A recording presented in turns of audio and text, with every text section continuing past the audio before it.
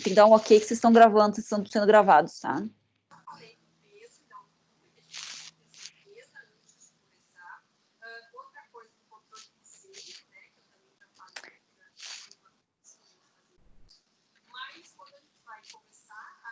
Não tá compartilhando a tela da aula ainda, né?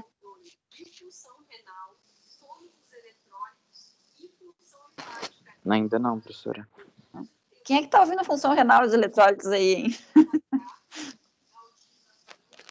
Aqui.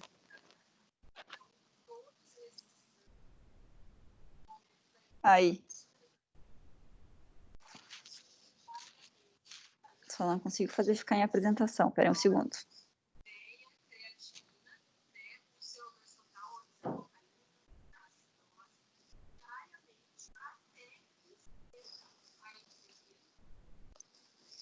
Foi, tá? Pessoal, então vamos começar. Tá gravando já, né? Então acho que já tá na hora. 5 minutos aí, 4 minutos de tolerância, tá? Antes de eu começar, dois avisos, tá? Um é que eu disponibilizei para vocês o cronograma das aulas ali no chat. No chat dessa aula tem um lugarzinho ali onde diz arquivos. E ali vocês encontram o cronograma das próximas aulas. Todas as quartas-feiras, então, às 19 horas, vocês vão ter disponível, então, uma aula com os preceptores, tá? Na semana passada, a aula que não teve, vocês vão ver no cronograma que a aula que estava programada seria sobre pancreatite aguda, com o Dr. Bigolin, tá? O que a gente fez? Essa aula que seria na semana passada vai ser dada na semana que vem, a de pancreatite aguda. E a aula da semana que vem, que é com o Mariano, que é litíase biliar, ele vai dar a aula ou na quinta-feira da semana que vem ou na quinta-feira da semana seguinte, tá? Para que fique uma aula extra, para a gente não trocar a data com todo mundo aí do calendário, já que está todo mundo confirmado, tá, gente? E a outra coisa, então, que eu já falei, mas vou repetir, que eu não sei se todo mundo pegou, é que eu disponibilizei, então, a própria aula no chat, nos arquivos aqui do chat do Teams, para que vocês tenham acesso a isso, tá? Então, vamos lá, essa é uma aula, para mim, diferente, porque eu estou aqui no Paraná, tá? Eu tive que fazer uma viagem aí de cunho familiar, então eu estou num hotel aqui, tentando dar um jeito para que saia a aula para vocês, tá? Vocês vão ver que eu coloquei como título da aula neoplasias císticas pancreáticas e embaixo IPMN, abordagem e tratamento, tá? Por que isso? Porque dentre as neoplasias císticas pancreáticas, além de o IPMN ser o mais frequente, ele é o que mais tem detalhezinhos e coisas que faz a diferença e que a gente tem guidelines mais, digamos, um pouquinho mais complexos do que os outros. Então, é por isso que eu acho que vale a pena a gente entrar mais aprofundado nesse assunto, tá? De qualquer forma, a ideia no início, então, é fazer um apanhado geral de todas não, mas das neoplasias císticas pancreáticas mais frequentes, e daí a gente partir diretamente para o IPMN, tá?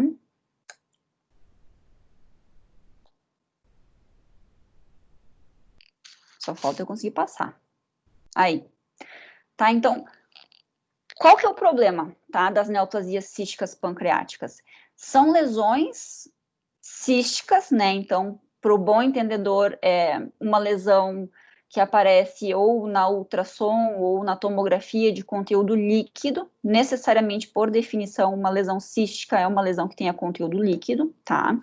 Que está sendo cada vez mais frequentemente encontrada em exames de imagem, porque os exames de imagem estão melhorando ao longo dos anos, então está se deparando mais frequentemente com lesões que antes a gente não tinha nem noção que existiam, tá? Então, o que é importante a gente definir quando a gente se depara com uma lesão cística no pâncreas? Se já é um tumor, e se não é um tumor ainda, se tem potencial de malignização, porque aí você vai indicar cirurgia para evitar que a pessoa desenvolva o tumor, tá? Além disso, se estiver causando sintomas, aí a gente considera a cirurgia também, tá? Mas qual que é o problema? Eu achei um saco essa foto, que colocou um tigre no lugar do pâncreas, tá? The tiger is in the gland. Por quê? Porque a cirurgia pancreática é uma cirurgia associada a um alto risco de morbidade e mortalidade, né, dependendo da posição do cisto, se é na cabeça ou na causa, mais ou menos risco, mas é delicado, daqui a pouco você indicar uma cirurgia para tratar uma doença que ainda não é maligna, para prevenir uma malignização e o paciente vir a falecer por conta disso, tá?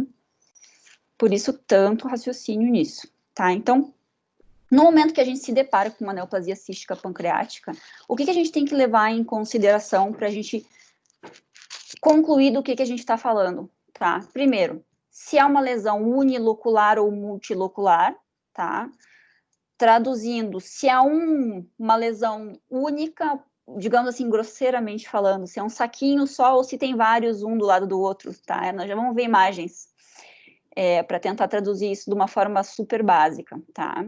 Se é sintomático ou se não é sintomático, e aí nós estamos falando de dois tipos de sintomas, ou sintomas compressivos, diretamente, por exemplo, dificuldade para se alimentar, sensação de empachamento, às vezes cistos volumosos podem causar isso, por estarem ao lado do estômago, ou sintomas mais associados ao consumo da glândula mesmo, pancreatite ou diabetes mellitus de início recente, ou até mesmo obstrução do ducto biliar, causando aí uma icterícia, tá? O que mais que a gente se pergunta no momento que se depara com um cisto? Se existe um componente sólido, tá?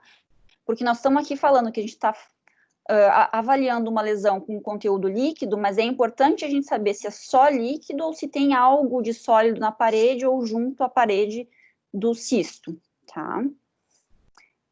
E agora, mais recentemente, muito mais importante, seria se tem ou não tem comunicação com o ducto principal, porque isso define o tipo de cisto que a gente está falando, tá? Nós já vamos entrar nisso agora, daqui a pouco. E por último, que nos ajuda, não define, mas nos ajuda. Amores, alguém abriu um áudio aí. Show. Obrigada. Idade e sexo do paciente, tá? Isso nos ajuda a raciocinar. Então, aqui eu apresento para vocês os mais frequentes, tá? Em primeiro lugar, o mais frequentemente encontrado é o IPMN, então, neoplasia papilar mucinosa intraductal, tá? O nome, neoplasia mucinosa papilar, não é muito favorável, porque, ao meu ver, sabe? Porque às vezes chegam pacientes, o paciente faz um exame de imagem por outra razão e vai lá ler o laudo da sua tomografia, da sua ressonância e se depara com a palavra neoplasia do lado da palavra pâncreas. Isso assusta muito as pessoas. Então, é bem frequente a gente receber no consultório pacientes apavorados. Olha aqui, eu tenho uma neoplasia no pâncreas. E, de fato, é uma neoplasia pancreática, mas é uma neoplasia benigna, né? E isso confunde muito as pessoas. Então, mais um motivo para vocês terem, assim, bem claro quando se indicar cirurgia no IPMN, porque tá cada vez mais frequente isso no consultório. E por que está cada vez mais frequente isso no consultório?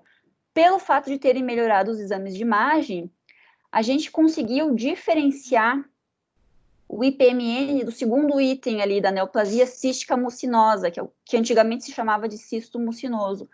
Qual que é a diferença entre os dois? Os dois produzem mucina. Os dois únicos tipos de cistos no pâncreas que produzem mucina são esses dois. A diferença entre eles é que o IPMN tem necessariamente uma comunicação com o ducto principal, ou ele acontece no ducto principal, que é o ducto de Wirsung. Então, ou ele é uma dilatação do ducto de Wirsung, ou ele é um cisto que se comunica necessariamente com o ducto cístico. Então, quando a gente vê no exame de imagem dizendo tem comunicação com o ducto principal ou não há comunicação com o ducto principal, o radiologista simplesmente está nos comunicando entre os dois qual que ele acha que é, tá? Por isso tão importante a comunicação. Em terceiro lugar, em nível de frequência, é o cisto, a neoplasia cística serosa, que é o chamado cisto seroso, tá? E depois disso, bem menos frequente, a neoplasia neuroendócrina cística e a neoplasia sólido-cística pseudopapilar, que é o tumor de Franz, que ele é a mais frequente nas provas de vocês aí do que na vida real, mas que existe. E a gente vai falar um pouquinho de cada uma delas para depois aí a gente entrar no IPMN. Então, a ordem da apresentação da aula não vai seguir a ordem da frequência, porque eu vou deixar por último o mais frequente, tá? Então, eu botei aqui 90%. Essas 5 neoplasias císticas pancreáticas compreendem, então, 90% de todos os tumores císticos no pâncreas, tá?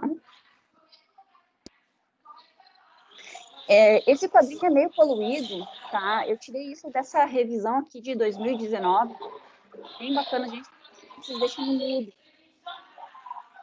Senão eu acabo escutando muitas coisas e penso no que eu estou escutando, me desconcentro toda, tá?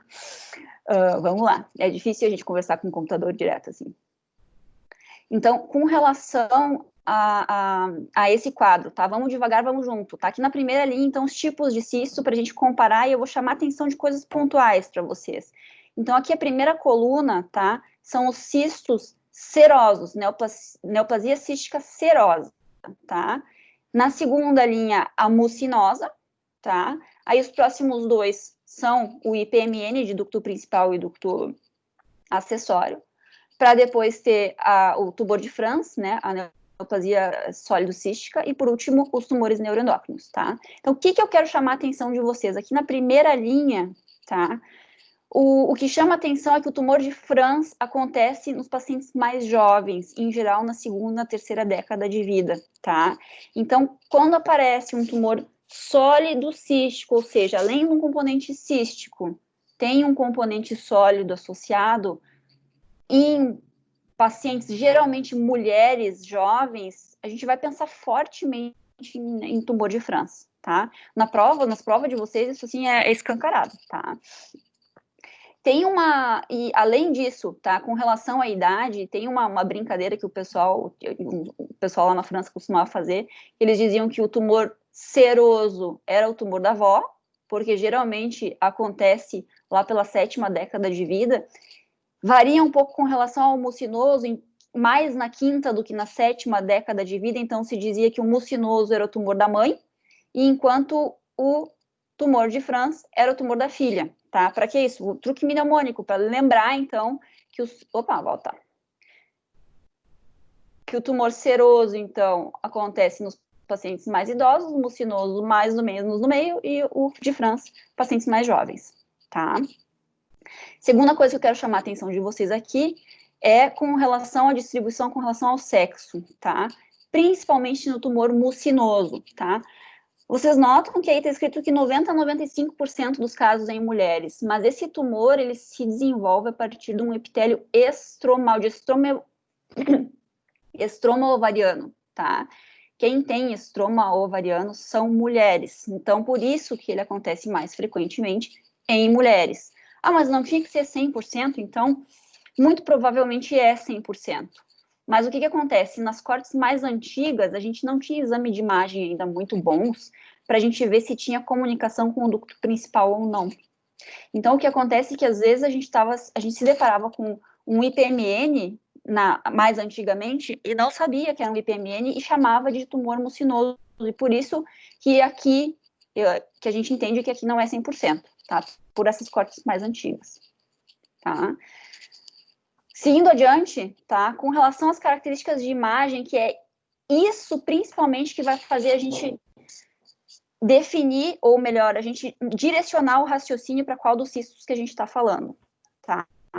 Então, se você enxerga no exame de imagem vários cistinhos juntos, um do lado do outro, parece assim, eles chamam de favo de mel, eventualmente pode até ter uma cicatriz central, isso é típico de tumor seroso, tá? Da neoplasia cística serosa. Super típico na prova, super típico na vida real, a gente assume que é uma neoplasia serosa, e como tem um potencial de transformação maligna muito baixo, a gente não indica cirurgia, nem mesmo acompanhamento. Então, essa paciente aqui, a partir do momento que tem essa imagem, a gente fica bem tranquilo, desde que a gente tenha essa imagem, tá?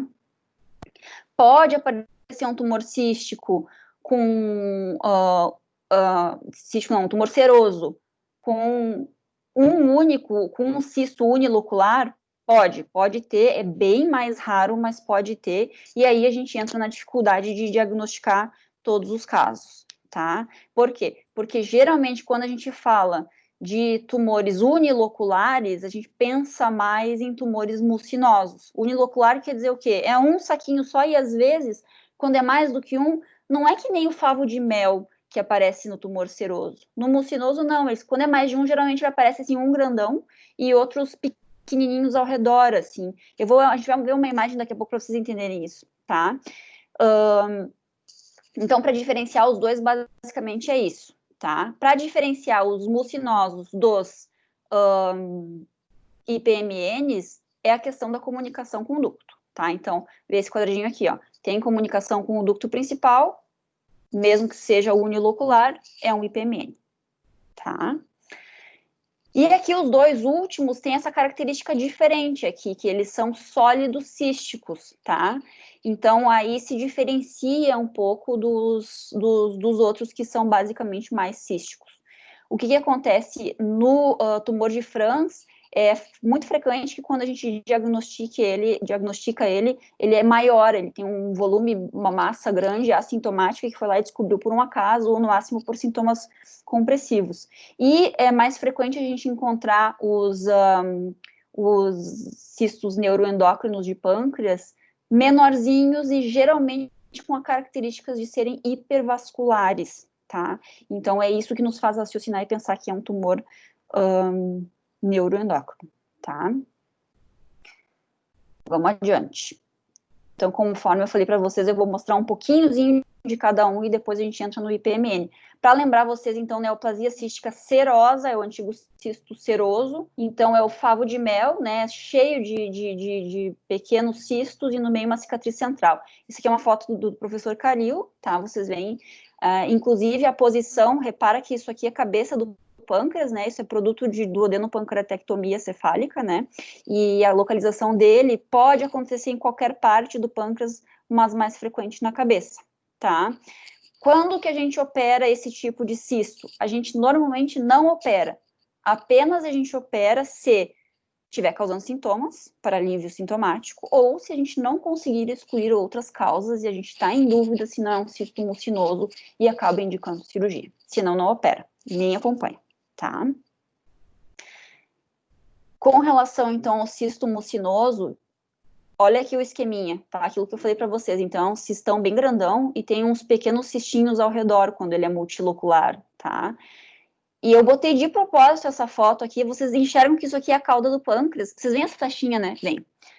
Isso aqui é a cauda do pâncreas e tá aqui um cistão bem grande, unilocular, tá? Botei de propósito para vocês memorizarem que acontece mais frequentemente na cauda, tá? Isso, então, em geral, são mulheres de meia idade.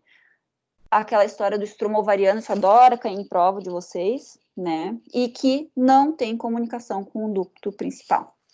E daí vocês poderiam me perguntar, tá, e aí, opera ou não opera? Porque eu já vi escrito que opera sempre, já vi escrito que pode ser acompanhado. Por que que acontece isso? Porque os guidelines divergem. Se vocês forem olhar para os guidelines americanos e europeus, existe uma divergência com relação à conduta no caso das neoplasias mucinosas, tá? Os europeus, eles são um pouco mais conservadores. O que quer dizer isso? Se é um cisto menor do que 4 centímetros e assintomático, e sem nada para pensar em malignidade, ou seja, sem nódulo mural, eles seguem. Eles optam por fazer o segmento do cisto, tá? Qual o segmento? É o mesmo segmento que a gente faz para o IPMN de ducto secundário, que lá no final a gente vai ver, tá? Mas as escolas americanas, elas indicam operar sempre, tá? Então, independente do tamanho, você tem um cisto mucinoso, eles já são mais agressivos e já operam. Então, fica difícil dizer para vocês o que vocês têm que responder nas provas de vocês, mas o que a gente faz aqui, e que eu acho que é o que cai na prova de vocês, é que a gente observa quando ele é menor de 4 centímetros. Por quê? Porque a cirurgia do pâncreas justamente não é assim tão simples, tá? E o que a gente sabe é que quanto maior o tamanho, maior é a chance de malignização. Então, por isso que a gente opta por observar os cistos menores de 4 centímetros, tá? Ah, olha só, aqui coloquei a foto do cisto aberto, ele é interessante, olha por dentro, ele é mais feinho do que o outro, né? E o conteúdo todo, tá vendo aqui em volta do... Não sei se vocês enxergam bem, mas em volta do cisto, a toalhinha aqui, o paninho da mesa sujo com mucina, que é um mais viscoso, assim, mais espesso, tá? Aqui eu trouxe uma foto bem legal, que eu achei pelo menos bem legal, né? De um tumor de Franz, que o Dr. Khalil operou muitos anos atrás, tá? E primeira coisa que eu queria chamar a atenção é isso, ó, tá vendo que tem um componente sólido e um componente cístico? Por isso que ele tem esse nome, neoplasia sólido-cística pseudopapilar, tá? E outra coisa que eu queria falar para vocês com essa foto é que esse tumor, geralmente, ele tem um comportamento benigno, tá? São as guriazinhas novas que vêm, a gente opera, elas ficam bem pro resto da vida, mas não podemos deixar de segui-las, tá? Porque pode dar metástase. Pode, 10 anos depois, dar uma metástase hepática, que foi o caso dessa paciente aí, e tá aí a metástase hepática dela, a gente ressecou, e ela ficou bem, tá? É mais ou menos, dependendo da literatura, de 12 a 15% de chance de você ter desenvolvimento de metástase à distância ao longo do segmento desse paciente, por isso que se acompanha. Com relação às neoplasias císticas neuroendócrinas, eu não tenho nenhuma foto, né, então fica aquela slide sem graça, né, só para lembrar vocês, então, que é mais ou menos na quinta, sexta década, não tem preferência por sexo, também é sólido cístico, mas menorzinhos, tá, e geralmente essa característica, hipervascular, isso nos fala mais a favor de ser neoplasia cística neuroendócrina. Não é sempre que ele é hipervascular, mas quando fala que é hipervascular, a gente pensa nisso, tá? E nos menores de 2 centímetros, a gente, tá, hoje em dia se acompanha, a gente não opera, assim, sempre todos os tumores neuroendócrinos císticos, a gente pode acompanhar e os pacientes vão muito bem. A gente sabe que os tumores císticos neuroendócrinos têm menor potencial maligno do que os sólidos. Tá, gente? Então, agora sim, vamos falar, então, finalmente do IPMN, então, é a neoplasia intraductal papillary mucinous neoplasm, né? Então, pela milionésima vez, eu vou repetir, estou batendo nessa tecla porque é importante, tem comunicação com o ducto principal, tá? E aí, vamos começar pela classificação. Surgiu aí? Surgiu, tá. Então, me acompanha, tá? O IPMN, ele pode ser de ducto principal. O que quer dizer isso? Olha a fotinho aqui, ó, essa primeira foto.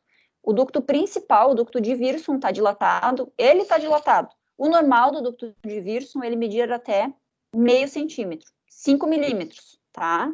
Acima disso, a gente considera que ele está dilatado, tá? Então, quando é só o ducto de Wirsum dilatado, a gente chama isso de IPMN de ducto principal. Nos artigos vocês encontram MD, significa Main Duct, tá? Olha a fotinho aqui do lado, tu vê que é só ele que tá dilatadinho aqui na pontinha da flecha, tá? Todo o pâncreas dilatado. Então, ele pode ser um IPMN de ducto principal difuso, ou seja, todo o pâncreas dilatado, ou segmentar, que nem esse aqui, que é só um pedacinho, na segunda figura, e que dá para ver bem aqui na fotinho da tomografia, que é só uma parte dele que está dilatada, tá? O que mais? Também pode acontecer o IPMN, que a gente chama de ducto secundário, tá? Então, são os ductozinhos acessórios ali, que digamos assim, desembocam no Wirsum, né? E tem comunicação com o Wirsum, que são chamados de ducto secundário. Então, tu vê como se fosse um cachinho de uva, eles descrevem nos artigos, com um fiozinho que comunica com o ducto principal. E por último, pode ser uma mistura dos dois, então daí pode ter a dilatação do ducto principal e pode ter os cachinhos de uva ali do lado. Não é raro de você ter mais do que um tumor cístico quando se fala de IPMN. Os outros tumores císticos, em geral, eles são um só no pâncreas todo. O IPMN já pode ser mais, já pode se apresentar com vários, tá? E isso não é raro. O que eu vou fazer para tratar? Agora nós vamos entrar no guideline e vocês vão ver a sequência direitinho dos passos para a gente raciocinar aqui sobre qual ducto que a gente está falando, como é que a gente vai se posicionar. Mas eu já adianto para vocês, tá, que é muito pior ter um IPMN de ducto principal, tá? Por quê? Porque a chance de transformação maligna é muito maior. E hoje em dia, as escolas, elas estão vendo, a gente está vendo que é muito pior do que a gente pensava. Então, cada vez mais a gente está sendo mais agressivo com relação ao IPMN de ducto principal e cada vez mais a gente está sendo menos agressivo com relação aos IPMNs de ductos acessórios, de ducto secundário, tá? Então, como é que faz a investigação? Só para vocês entenderem um pouquinho da história, como é que foi acontecendo, né? A gente se deu conta da existência dos IPMNs, é uma coisa mais recente, assim, se tu for ver, pela definição da OMS, em 2010 foi definido o IPMN, a diferença entre neoplasia produtora de mucina, existindo como IPMN e tumores mucinosos, tumores císticos mucinosos, tá? E aí, o que aconteceu? O pessoal se reuniu numa cidade lá do Japão, acho que é Japão, né, Sendai, em 2006, e foi elaborado, então, um consenso em 2006 para como agir, como tratar esses pacientes. Em 2012, esse consenso foi revisado, e em 2017, novamente revisado. Mais adiante, eu vou mostrar para vocês até dados do porquê dessas revisões, tá? Mas esse consenso, ele não está pronto ainda. A gente vai ter que aprender mais sobre os IPMNs para que a gente tenha um consenso, um guideline mais fiel ao que está acontecendo com o paciente, tá? Para indicar cirurgia com mais segurança.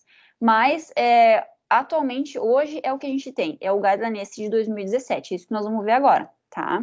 Então, o que eles dizem nesse guideline? E é baseado nesse guideline, né, pessoal, que nós vamos fazer essa aula. Eu até depois, no final da aula, posso disponibilizar para vocês os dois principais artigos dessa aula, que é essa revisão de Fukuoka aí de 2017 e aquele do Nature, tá? Que é de 2019, bem recente, bem bacana, tá? Então, o que faz? Tá lá, encontrou um paciente que tem um cisto no pâncreas menor do que meio centímetro, bem pequenininho, você não precisa continuar investigando esse cisto com esse tamanho. O que não quer dizer tchau para o paciente. Você vai seguir ele daqui a 6 meses ou daqui a 1 ano, vai repetir o exame de imagem e ver se esse cisto não cresceu. Mas nesse momento aqui não há necessidade de mais exames de imagem, tá? A partir do momento que o cisto atingiu meio centímetro, tá? Aí sim é preciso investigar e entender do que a gente está falando melhor. Vocês podem encontrar escrito por aí esse dado como 1 centímetro, tá? Por quê? Porque o Fukuoka de 2012 era 1 centímetro. Para 2017 se passou para meio, tá? Por isso que eu trouxe essa sequência aqui de data para vocês verem se dá conta da data da fonte que vocês estão estudando, tá? Então, a partir de meio centímetro, está indicado fazer ou uma tomografia com protocolo para pâncreas, então, que é aquela tomografia com cortes finos e com os cortes da fase arterial feitos mais ou menos uns 40, 50 segundos depois da injeção do contraste, ou uma ressonância magnética com gadolínio ou com colangio-pancreato ressonância, tá? Para quê? Para a gente ver se tem comunicação ou não com o ducto principal. E aí, de posse desses exames de imagem, a gente vai avaliando o exame, dividir o paciente em 3 grupos. Ou ele tem estigmas de alto risco, ou ele tem características preocupantes, ou ele não tem nada disso, tá? Então, a gente não tá no primeiro grupo. A primeira é nessa ordem que a gente tem que fazer, tá? Não tá no primeiro grupo, vamos olhar se ele tá no segundo grupo. Não tá no segundo grupo, então, ótimo, não tem característica, não tem nada para me preocupar, tá? Então, quais são esses estigmas e essas características? Vamos ver agora, tá? O que é, então, estigmas de alto risco? É o paciente que tem icterícia na apresentação do cisto, tá? Ou ele tem um nódulo mural com um realce na parede do nódulo e ele tem mais do que 5 milímetros, tá? Ou ele tem o ducto principal mais dilatado do que 1 centímetro, maior do que 10 milímetros, tá? Eu não gosto de decoreba, né? Então, pensa, por que isso, tá? Por que eu tenho que me preocupar tanto, que é estigmas de alto risco quando tem essas características? Porque aí significa que tem uma coisa bem, digamos, sólida na cabeça do pâncreas. Para gerar icterícia, tem que ter um componente sólido ou, digamos assim, não é um cistozinho macio e inócuo, inocente que está ali na cabeça do pâncreas. E tem alguma coisa que está tendo força suficiente para impedir o fluxo biliar, né? Então, por isso causa sintomas, tá? Ou que tem uma massa o nódulo mural significa um componente sólido na bordinha ali, não chega a ser uma neoplasia sólido-cística, mas é no contorno dele, né, que ele tem um nódulozinho com realce, o que significa que tem componente sólido e que pode já ter se transformado em neoplasia, tá? Assim como a dilatação do ducto principal. O ducto principal, como eu falei para vocês, é o pior de todos, digamos assim, IPMNs, e ele está sempre quando tem dilatação do ducto principal, nós vamos estar no mínimo preocupados, tá? E agora eu vou mostrar para vocês quais são as características preocupantes, tá? Pancreatite, tá? Então, assim, não é assim, o paciente teve sintomas, é estigma de alto risco. Não, porque se teve pancreatite, você vai considerar uma característica preocupante, não necessariamente um estigma de alto risco. Por que isso? Por que uma pessoa que tem um cisto vai fazer uma pancreatite, tá?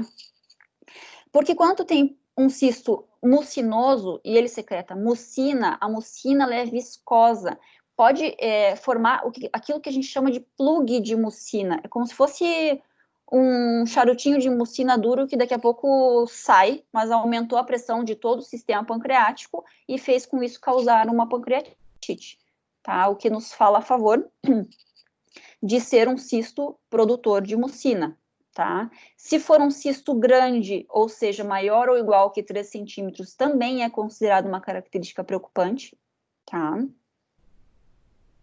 Se tiver, então, espessamento ou realce na parede do cisto, tá? Independente aí do tamanho, daqui a pouco também aparece um nódulo mural. O ducto principal, se ele tiver de 5 a 9 milímetros, porque a partir de 10 ele já é estigma de alto risco, tá? Tá aí o nódulo mural, então, menor do que 5 milímetros, essa que é a diferença entre o estigma de alto ou risco ou característica preocupante. Se houver uma mudança abrupta no calibre do ducto principal, ou seja, ele estava dilatado, daqui a pouco afinou, mas na parte onde ele estava dilatado para trás, ele vai ter uma atrofia pancreática, isso significa que tem alguma coisa ali causando uma compressão maior e que a gente tem uma característica preocupante, tá? Se o paciente tem linfonodos aumentados, também, óbvio, por motivos óbvios, né? Pode ser tumor, tá? E a mesma coisa com relação ao CA19.9. Esses 3 últimos, tá? A presença da linfadenopatia, o aumento do CA19.9 ou um crescimento maior do que meio, 5 milímetros nos últimos 2 anos, essas 3 características entraram agora na última revisão, antes não estavam, tá? Então, isso foi agregado aqui nesse consenso de 2017, tá? Eu achei que essa última foi muito bem-vinda, porque até então a gente sabia, a gente estava vigiando o cisto, todo ano vigiando o cisto, e daqui a pouco cresceu, mas cresceu 0,2, agora me preocupa ou não me preocupa, tá? Então, agora, com essa revisão do Fukuoka, a gente usa como parâmetro, então, 5 milímetros em 2 anos, tá? E, por fim, se não tem nenhum desses, né, é redundante a gente dizer sem características preocupantes e menor do que 3 centímetros, porque é uma característica preocupante ser maior do que 3 centímetros, certo? Mas eu coloquei aqui porque eu fiz questão para lembrar vocês que é o ponto de corte, tá? Então, o que faz, né? Dividir o meu paciente nesses 3 grupos, grosseiramente falando, o que faz? Se tem estigma de... Não, a flecha está lá embaixo. Se não tem nenhuma característica preocupante, não vou fazer nada. Tá ok, eu vou só acompanhar. Tá? Se tem estigma de alto risco, vai para cirurgia. Tá? O problema é aqui no meio. Tá? Então, esses pacientes aí, das características preocupantes, é que merecem seguir uma investigação. Como é que eu vou seguir a investigação? É sugerido fazer uma ecoendoscopia. A gente sabe que muitas vezes a gente não tem disponível esse exame, né, em alguns convênios. Então, por isso que é tão importante esses casos desses pacientes serem discutidos nessas reuniões multidisciplinares, porque a gente acaba individualizando cada caso para poder chegar num balanço entre não ser muito agressivo e estar operando gente que não precisa ser operada, e não comer mosca, né? E deixar daqui a pouco passar um tumor. Então, o objetivo todo é esse, é conseguir o balanço entre essas duas coisas, tá? Eu vou mostrar para vocês, esse é o consenso, tá? Original aqui, tá? E diz exatamente aquilo que a gente viu na tela anterior, mas aqui de uma outra forma. Então, a primeira pergunta que a gente faz, tem estigma de alto risco? Ou malignidade já presente? O que é isso? Então, icterícia, nódulo mural maior do que 5 milímetros ou dilatação maior do que 10 milímetros, tem cirurgia. É isso que a gente falou, tá? E eu tô repetindo tudo de novo de propósito. É para martelar mesmo, tá? Não tem essas questões, esses estigmas de alto risco? Bom, então a gente vai para as características preocupantes, que agora sim eu não vou repetir tudo de novo, tá? Mas clinicamente, então, é pancreatite, e o resto, todas as informações a gente tira do exame de imagem. Por isso que é tão importante ter um exame de imagem com uma qualidade adequada, porque você vai definir a conduta baseado nisso, tá? Então, se não tem características preocupantes, vai para o não aqui, tem mais uma flecha para baixo que depois ele fala no segmento e de quanto em quanto tempo você segue de acordo com o tamanho do cisto, tá? Mas então, se tem, aí nós vamos para a ecoendoscopia. E o que é que nós vamos esperar dessa ecoendoscopia, tá? Para que serve, tá? Então, ele é um exame que proporciona, é considerado que é um exame que se proporciona uma imagem de muita qualidade, tá? Quando bem feito, porque ele é examinador dependente, tá? Depende de quem tá ali na hora. Não é, por exemplo, nenhuma tomografia que você leva para onde quiser e discute ela quantas vezes quiser. Não, esse é um exame que é o olho de quem está ali na hora vendo, né? E para que serve, então? Ele consegue, além dele conseguir definir se aquele nódulo que tem ali, como é que eu posso explicar? O que acontece? Eventualmente a tomografia vê um nódulo junto do cisto, mas não consegue me dizer se é um nódulo verdadeiro ou se é um plug de mucina, que simula como se fosse um nódulo, tá? Então, a ecoendoscopia, a próxima imagem vai nos ajudar. Ela ligando o Doppler, ela consegue te dizer se aquilo ali é vascularizado ou não, ou se não é só um plug de mucina que pode estar passando por ali só e simulou um nódulozinho e não tem nada demais, tá? Então, para isso ela serve, mas também serve para pegar uma amostra, tanto da lesão quanto do líquido por aspiração com agulha fina. É preciso ter um volume mínimo para conseguir aspirar. Se diz que a partir de até 0,5 ml tu já consegue ter material suficiente para fazer os marcadores, a citologia e ter uma ideia do que se trata. Mas às vezes não é material suficiente, né? Principalmente para citologia, porque quando a gente pensa num conteúdo líquido para fazer uma análise citológica, tu imagina um conteúdo líquido para fazer análise citológica. São poucas as células presentes, às vezes você não consegue fazer análise citológica por causa disso, tá? É por isso que existem os marcadores moleculares. Só que nenhum deles é mágico, né? Já vamos falar sobre isso.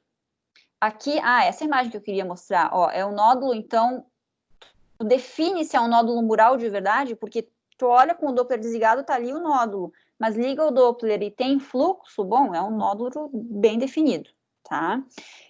Tu vai conseguir identificar o ducto principal e ver quais são as características do envolvimento do ducto principal, se tem envolvimento ou não, qual é a medida certa dele, tá? Se tem parede espessada, a questão da mucina intraductal, tá? E aí pega o material para citologia. A citologia, ela não vai dizer assim, olha, é um adenocarcinoma. Não, ela não diz isso, ela só vai dizer se tem células atípicas, se isso é suspeito de malignidade ou não, tá? Por isso que não é assim mágico, tá?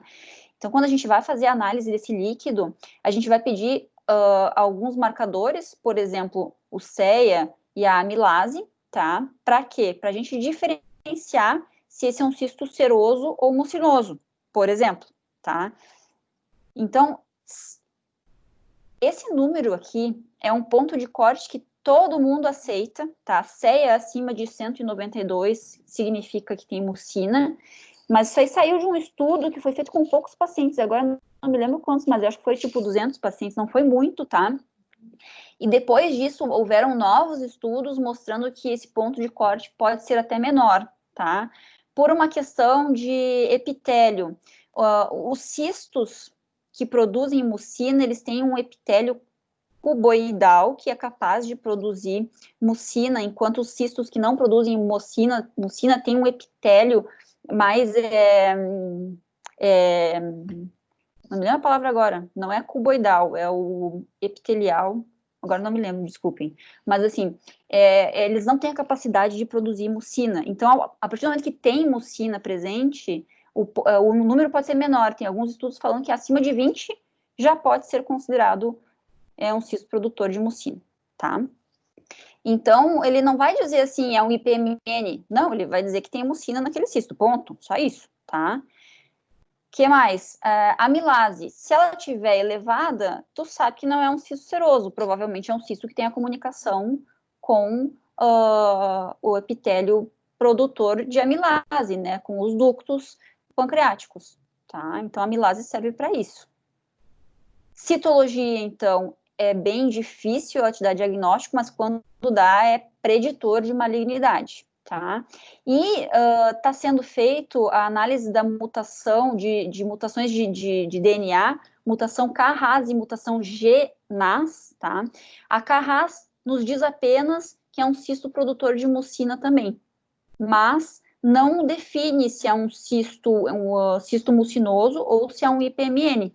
O único marcador que se posiciona fortemente, assim, olha, é um IPMN, é esse GNAS, e que nem é feito de rotina. Isso aí é feito só em estudos, por enquanto, tá? Seguimos. Voltamos lá, então, para o nosso consenso, tá? Então, a gente tinha parado aqui, né? Então, assim, fizemos a ecoendoscopia agora no nosso paciente. Então, tem alguma dessas características que a gente conversou agora? Tem um nódulo mural definido?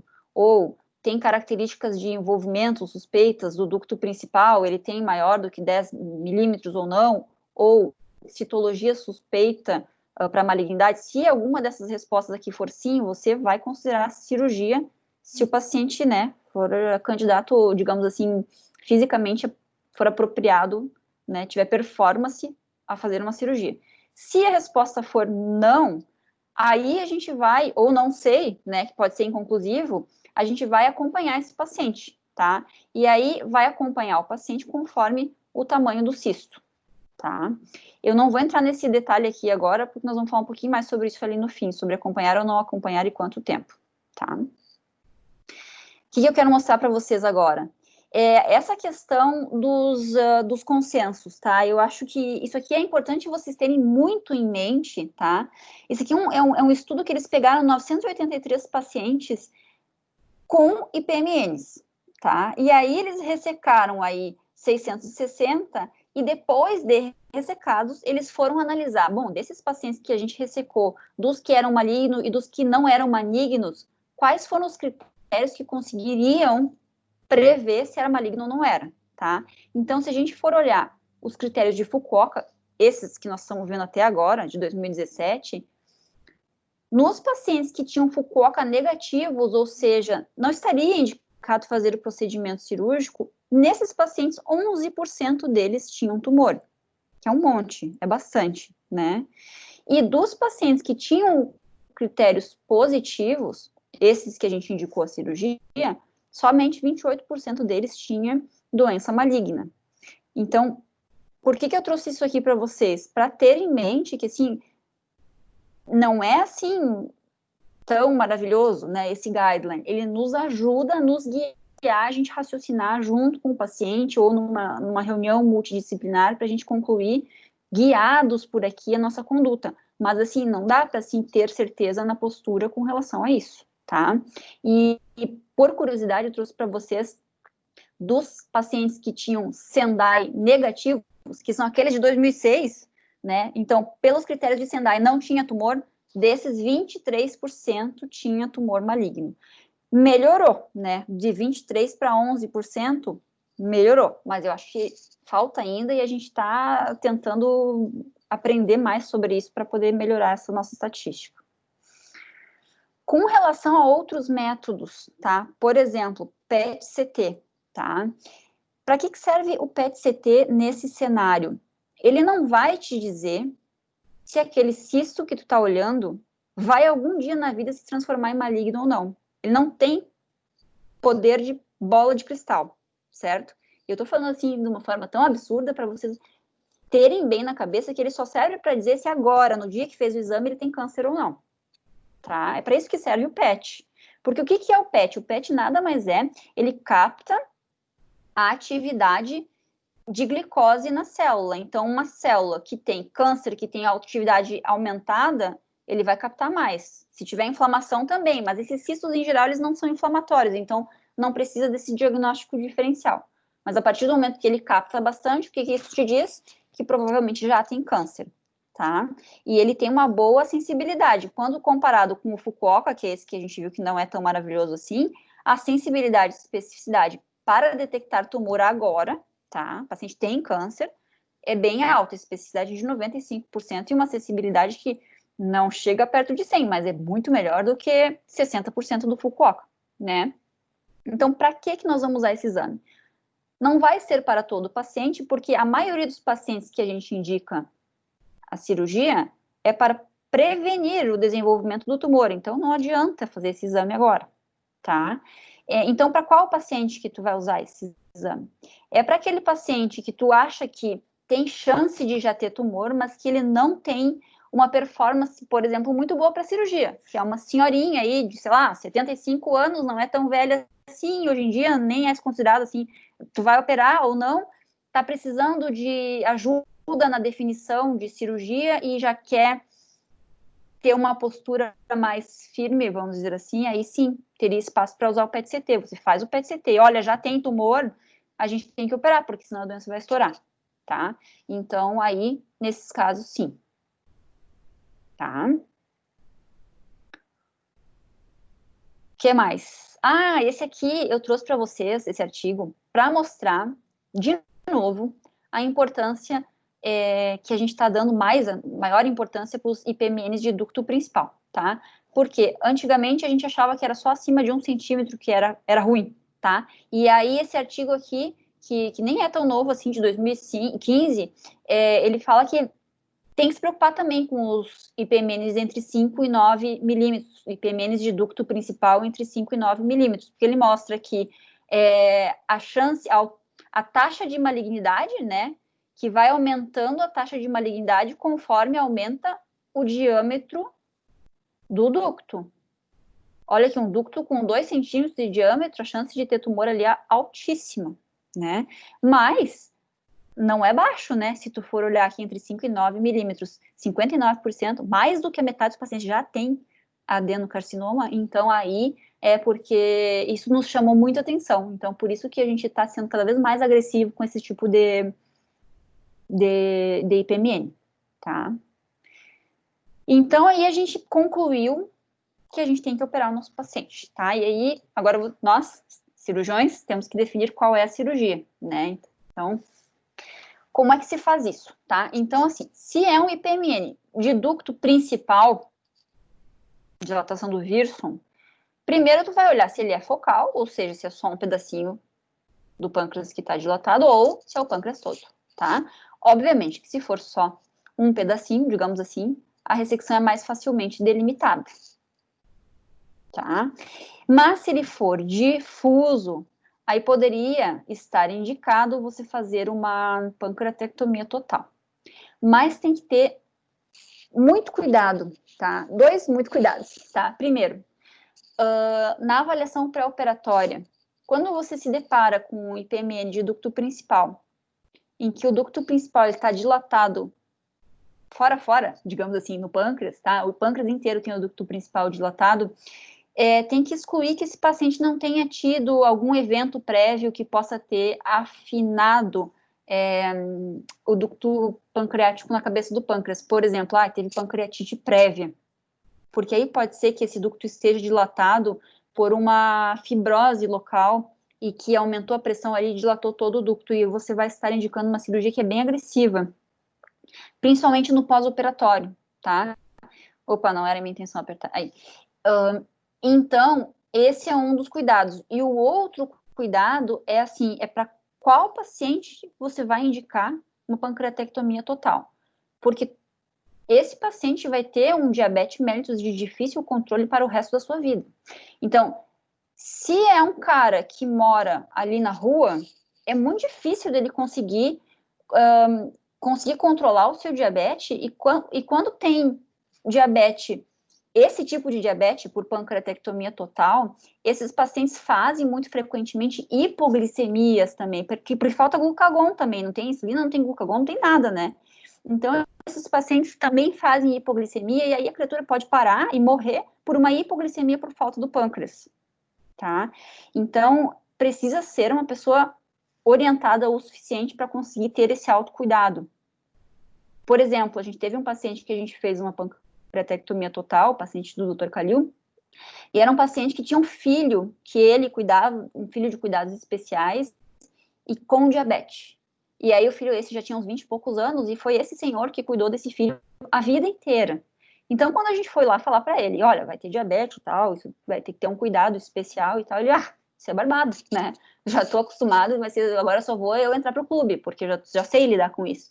Então, é muito importante ver para quem você está oferecendo essa cirurgia, tá? Porque tu tá trocando um potencial risco de desenvolver tumor por uma coisa que possa levar ao óbito mais rápido, né? Ou uma qualidade de vida muito ruim, tá? Vocês vão ver que eu coloquei aqui congelação transoperatória versus pancreatectomia total, porque tem alguns lugares que faz a pancreatectomia de um segmento, corpo caudal do pâncreas, nesse caso, e aí congela aquela bordinha do ducto e vai analisar durante a cirurgia e espera que o patologista diga nesse momento se é para continuar ou não, tá? E é baseado no quê? Que o patologista vai poder se posicionar. O que ele vai te dizer? Ele vai te dizer o grau de displasia, porque ele não vai conseguir. Muito provavelmente esse paciente não tem tumor ali nesse momento, porque tu está fazendo cirurgia para prevenir o tumor. Então, o que ele vai ter? Ele vai encontrar displasia nesse ducto principal. Então, o que o patologista tem que te dizer? Se tem displasia de baixo grau ou de alto grau. Tinha uma época se a gente dividia entre displasia de baixo grau, borderline e alto grau. Mas agora a gente abandonou isso e agora está dividindo entre baixo grau e alto grau, para ser mais fácil. Mas mesmo assim, não é nada fácil. É muito difícil para o patologista conseguir dizer isso no transoperatório, tá?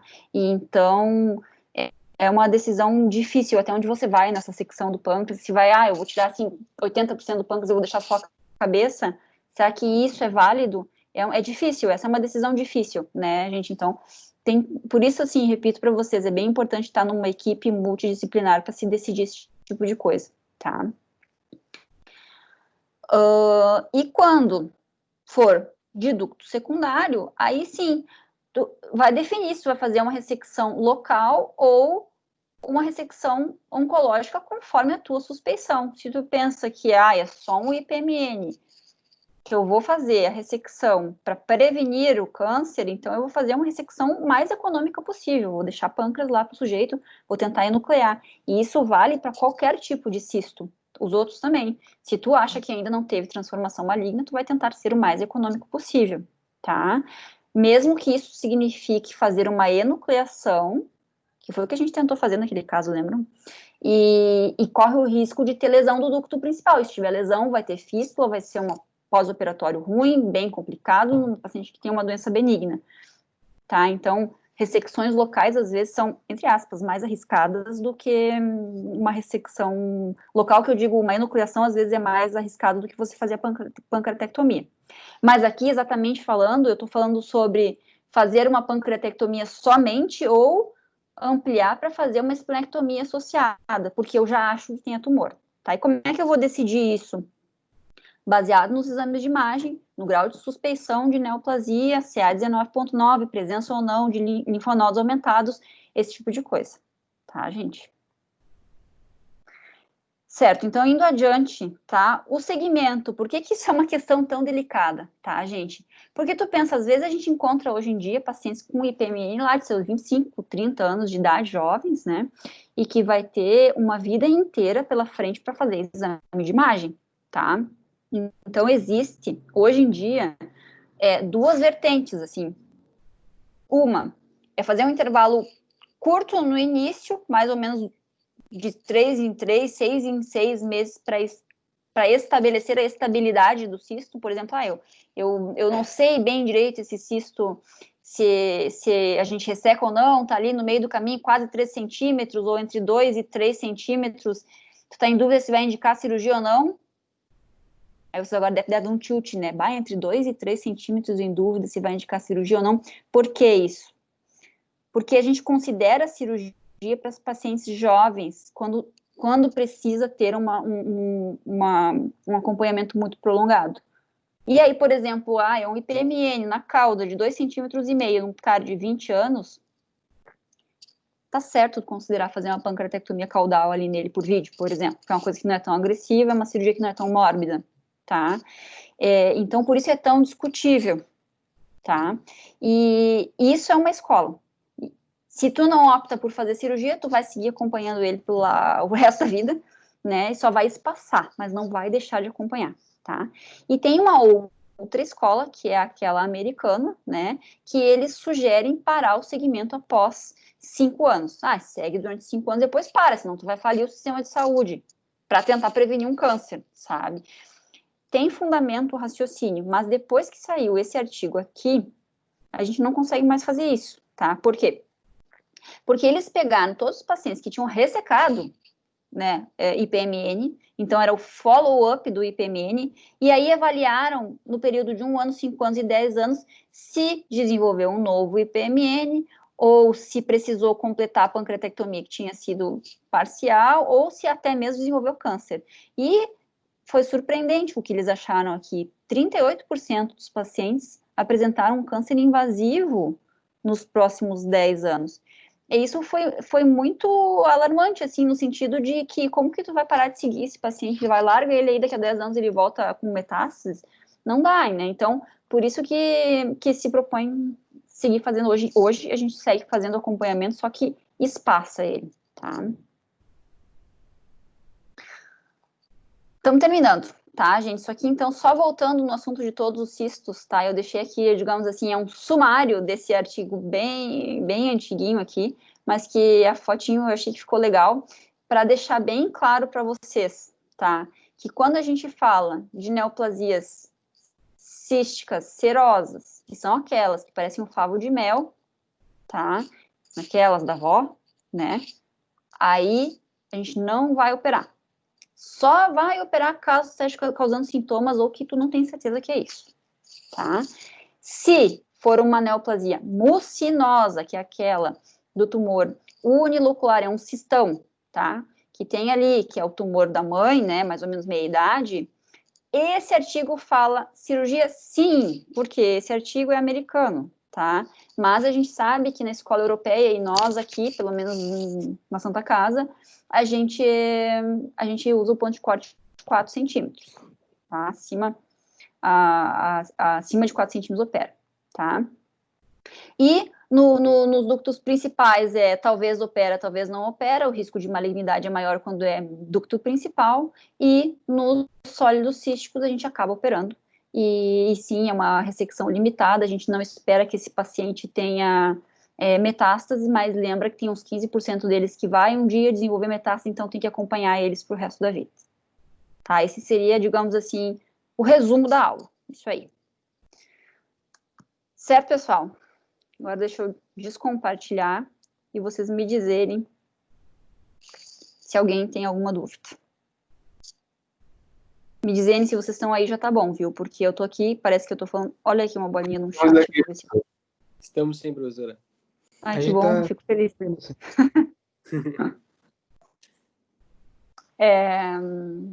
Como é que ficou isso? Vocês deu para entender? Como é que tá? Excelente a aula, professora. Deu para pegar bem mesmo. Teve alguns residentes que eu acho que já viram essa aula comigo ano passado, meio parecido, assim, eu tentei dar uma incrementada para não ficar mesmice, né? Mas basicamente é isso. Eu sei que vocês têm bastante questão de prova a respeito de IPMN, tá? Agora nós estamos exatamente 8 horas em ponto, nem sei como é que foi tão certo assim o tempo, mas a gente pode combinar ao longo da semana aí, se vocês quiserem. Essa semana não, porque eu não estou em Porto Alegre, mas semana que vem, ou quando estiver no bloco, a gente olhar questões e conversar sobre o assunto, porque vai pipocar dúvida aí para vocês, né? Acho que é isso, né? Tem alguém que tem alguma dúvida agora, nesse momento, que quer esclarecer? Eu fiquei com uma dúvida. Carol, é isso? Pela voz. Diga. Sobre os IPMN que tem entre 5 e 9 milímetros. Quando é que tu acompanha com tomo? E quando é que tu pede a ecoendoscopia? Tu reparou, Carol, que o IPMN de ducto principal, nunca tu vai ficar tranquila. Não tem como um IPMN de ducto principal cair naquela linha do não preenche nenhum critério. Porque ou ele é maior do que 10 milímetros e é critério preocupante, tu vai operar, ou ele tem 5,9, que isso está me preocupando. Eu falei preocupante, né? Não, é maior do que 10 milímetros, é alto risco, e tu vai operar. Entre 5 e 9 milímetros, que é esse que tu está me perguntando, é critério, característica preocupante. E aí, nesse caso, tu vai fazer pelo guideline, né? Tu vai fazer a ecoendoscopia, e a partir da ecoendoscopia, se define se vai a cirurgia ou não. Baseado em quê? Tá? O que o ecoendoscopista vai te dizer? Porque eles conseguem, pela ecoendoscopia, ver se o ducto principal, ele tá, por exemplo, mais espessado. E se ele está espessado, parecendo que já tem uma alteração, digamos assim, sólida junto da parede dele, não necessariamente um nódulo sólido, mas um espessamento da parede, aí tu vai raciocinar e pensar, não, já deve ter se transformado em tumor, então tu já vai operar. Então, o primeiro passo é esse. Mas se tu opta por não operar, aí tem que fazer segmento. Oi, então, aqui o Carlos da 10ª. Estamos ouvindo? Peraí, deixa eu terminar, Carlos. A gente tem um paciente da 10ª que a gente viu, acho que eu vi ele nessa semana. É um paciente que já foi discutido bem com os chefes. É uma paciente, acho que 50 e poucos anos. Ele tem um IPMN do ducto principal de 0,8. Só que não tem exatamente esse caso. Exatamente esse caso. Não tem nenhum estigma de malignidade. Foi um achado, na verdade. E a gente está acompanhando esse paciente. Só que na nossa realidade, tá? Ela fez ressonância, né? Ela fez ressonância, não tem nenhum sintoma, ela é bem assintomática, não tem nenhuma estigma de malignidade, só que está no ducto principal que não está dilatado. Está dilatado, né? De 5 a 9 milímetros. Mas o cisto, mas o ducto não. Ah, tá. Ele tem. Deixa eu ver se eu entendi. Ele tem o IPMN de ducto principal. Isso, um IPMN do ducto principal, mas o cisto não está dilatado, só tem um. Ela tem um IPMN. Peraí, ela tem um IPMN de ducto principal, que o ducto mede 8 milímetros, e tem um cisto. Não. O tamanho do cisto do IPMN é de 0,8 só. E ele é o ducto principal. Principal. Entendi. Então significa o quê? Que é uma dilatação do ducto principal, é isso que ela tem. E não tem justificativa para isso, não tem linfonodos aumentados, não tem CA19.9 aumentado, e isso é no pâncreas inteiro, fora. Só que na nossa realidade, tipo assim, não temos endoscopia, ela não tem sintomas de neoplasia, nem de icterícia, nem nenhuma particularidade. E a gente vai acompanhar ela, né? Fazer de 6 meses alguma ressonância para ver como que está se comportando. Mas é isso que a gente quer trazer para a galera aqui, assim, na nossa realidade, o que fazer? Exatamente, essa é a grande questão, viu, Carlos? É difícil, porque tu pensa se fosse em ti, né? O que tu vai fazer? Tu vai ficar ali com aquela bomba, né, dentro de ti? Ou tu vai para a mesa de cirurgia fazer uma pancreatectomia total e ter que conviver com um diabetes de difícil controle. Então, é super importante saber com quem tu tá lidando, né? O paciente, quem é, né? Se ela tem discernimento para entender isso tudo que está acontecendo, que ela tem um problema que pode vir a causar um tumor, mas poderia nunca na vida causar problema nenhum, e foi assim um azar ter encontrado ele ali. A gente não tem essa resposta, né? Esse é que é o problema. Então, quando levar esse paciente para cirurgia ou não, é uma questão assim que está bem em debate, a gente não sabe, tá? Mas acho que é uma conduta super aceita essa de vocês aí, bem ok. Vamos acompanhar de 6 em 6 dias. Qualquer mudança, botar uma ressonância do lado da outra. Mudou alguma coisa? Tá aumentando ainda a dilatação? Aí considera fazer cirurgia. Aí sim. Mas eu concordo, assim, de cara eu acho que eu não iria indicar também pancreatectomia total para ela, sabe, nessa situação. Sim. Obrigado. Professora, vendo no protocolo que a senhora colocou, Enéas aqui, Sim. Ele coloca como econdoscopia. De uma forma inconclusiva, dá para fazer acompanhamento de 3 a 6 meses. Acredito que dá para encaixar esse caso do Carlos aí nesse acompanhamento também. Exatamente. No caso, ele não fez a endoscopia, mas ele vai fazer um acompanhamento próximo. É exatamente isso. Por isso que a gente tem que fazer o que a gente faz, né? A gente adapta a nossa realidade. Não tenho ecoendoscopia, ou então vou fazer o acompanhamento. Mudou alguma coisa? Abre o olho, né? Agora, continua o mesmo, igual, daqui a 6 meses, daqui a um ano, daqui a 1 ano e meio, pensa assim, ufa, né? Ainda bem que a gente não operou, mas tem que seguir acompanhando, né? Esse que é o negócio. O que mais? Teve um dia que a gente operou um paciente, Professora, não tem? Umas 2 semanas atrás aí, que era uma suspeita, ou foi uns 2 meses isso. atrás, tá? Oi, professora. Hum. Oi, é o Leonardo. Oi, Léo. Oi, sobre essa aí, a paciente Elisete, tá, que foi operada pela B no dia 30/4. Ela voltou hoje no ambulatório. Tá? Olha que legal.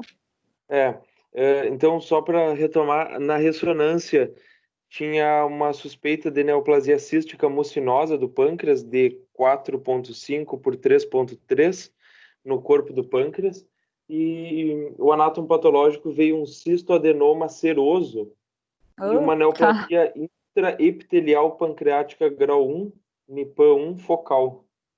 Show. Tá bom, né? Não tem que fazer mais nada.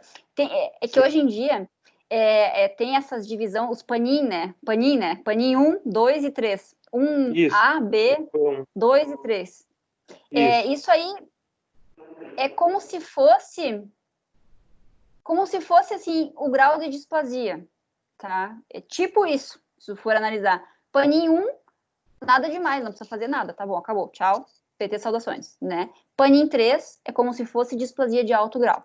Tem que considerar fazer cirurgia. Grosseiramente falando, é mais ou menos isso, tá? O panin nada mais é do que a classificação como se fosse um IPMN a nível microscópico, tá? Agora deu um nó na cabeça de vocês, né? Mas é mais ou menos isso, só que o que eu acho que é válido para vocês saberem do panin tipo assim, faz um paralelo com displasia de baixo grau e alto grau e assim tu entende. Tá? E tem panin A, 1A, 1B, muda se a célula tem mais mitose, se começa a ter mais diferenciação, se aumenta o número de epitélio colunar, começa a ser maior, aí muda o número do panin. Mas o mais importante para vocês é isso aí, é saber que o 1 não precisa fazer nada e o 3 é cirúrgico. O que eu achei interessante... Então não precisa segmento. Opa, Oi? Enéas aqui. Não precisa segmento, então, para ela nada mais. Por causa disso aí, não. A não ser que ela tenha algum outro cisto. Por causa disso aí, não. Tá curada, tá resolvido. Disso, professora, é que no Rotinas ele bota como o cistoadenoma seroso como 0% de risco de malignidade. Mas esse nosso caso veio com neoplasia, né, de panin 1. Opa, travou Olha aqui. aí. E ainda assim ele poderia virar, quem sabe, um adenocarcinoma, porque é uma lesão pré-maligna. Que belo raciocínio. Que belo raciocínio. Só um segundo, né? Só um segundo. Ina, atende aqui, ó. Desculpa, é que eu tô numa situação aqui familiar. Belo raciocínio, Enéas, é isso mesmo, sabe? Tu não esperaria que um cisto seroso tivesse uma alteração, uma displasia que pudesse progredir para alto grau e pudesse progredir para adenocarcinoma. Eu não sei, talvez essa paciente tivesse alguma coisa na periferia do cisto, ou não fosse um cisto seroso, fosse um cisto alguma coisa concomitante, ou talvez fosse um cisto mucinoso. É difícil, assim, no Rotinas ele fala 0% de malignização, mas tu viu, assim, que nos outras fontes, é muito difícil alguém, assim, escrever isso, 0% de malignidade. Por quê? Porque muitas vezes acontece erro no diagnóstico histológico. É aquilo que a gente estava falando sobre os cistos mucinosos em homens. Não tem cisto mucinoso em homem, tu não espera, homem não tem ovário, como vai ter... Só se for, né, aquelas coisas hermafrodita, né, mas em homem XY não teria, teoricamente, como ter um cisto mucinoso, mas tem descritos casos porque não se sabia que aquilo era um IPMN, entendeu? Então, eu acho que pode ser esse tipo de leitura, assim, talvez. Agora, essa nossa paciente aí super se beneficiou, ótimo, tá resolvido. O que mais? Não tem ninguém em vista aí para operar de IPMN, né, por enquanto. Que eu saiba. Gente, já estamos invadindo o horário aqui, né? Então, acho que vamos encerrar a aula. Agradeço aí a presença de todos vocês. Essa aula vai ficar gravada, então eu envio para vocês o link da gravação, para quem quiser, né? Mas para quem viu, não vejo sentido. E a disponibilização dos arquivos. Quem quiser artigo, se eu não conseguir fazer o upload, a gente fornece para vocês, tá bom? Um abração aí.